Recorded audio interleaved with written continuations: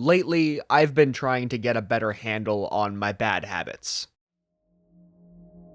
I think everyone can relate to that in general, and also in this specific moment in time where we're coming out of this mode of living where, for the past couple years, many of us were stuck with nothing but our bad habits. I'm the kind of person who doesn't really flourish when they have nothing to do, and I can't really, relax ever. So my main bad habits, like buying junk food, buying fast food, having a couple drinks, or a little something else, the justifications I've always used have been either stress relief or some sort of reward for a work goal or personal achievement. But recently, those justifications are feeling more and more hollow because doing any one of those things or any combination of those things, or just, I don't know, watching 5 hours of Riverdale and just wasting an afternoon, they don't really relieve any stress or reward me in any way. Because I'm not just thinking about all the things I should be doing instead, I'm also thinking about how I'm doing things I know I shouldn't be doing. So the stress just grows. I feel this immense sense of guilt about myself and my impulse control and my day and my life, and guess how I deal with it?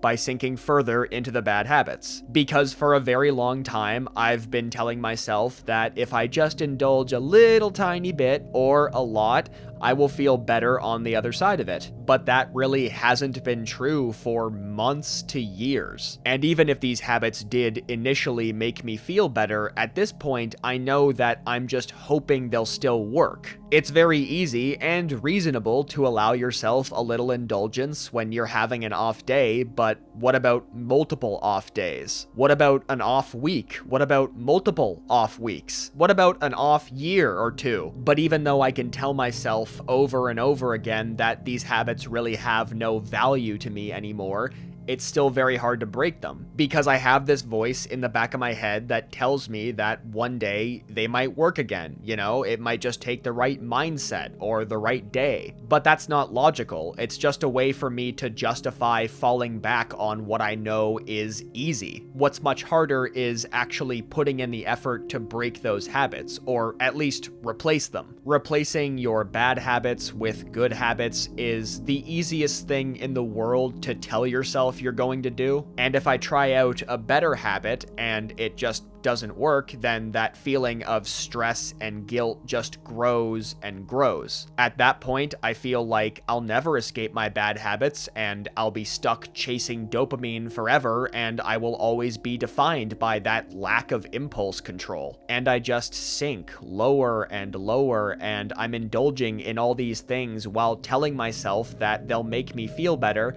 and actively making myself feel worse. But lately, that kind of descent has been happening less and less. And I think the main reason why is that I've been setting more realistic standards for myself. Because when I sit down and analyze my behavioral patterns, the main question I'm asking myself is not, is this habit bad? But rather, how long have I considered it bad? That makes it much easier to locate the source of that habit. Once I find it, it's much easier to see that I don't really identify with the need to feed that bad habit anymore. And that's the thing that's so frustrating about breaking bad habits, that it's so simple, so attainable. It's entirely based on personal commitment. But, hot take, self-improvement and personal growth are worth committing to.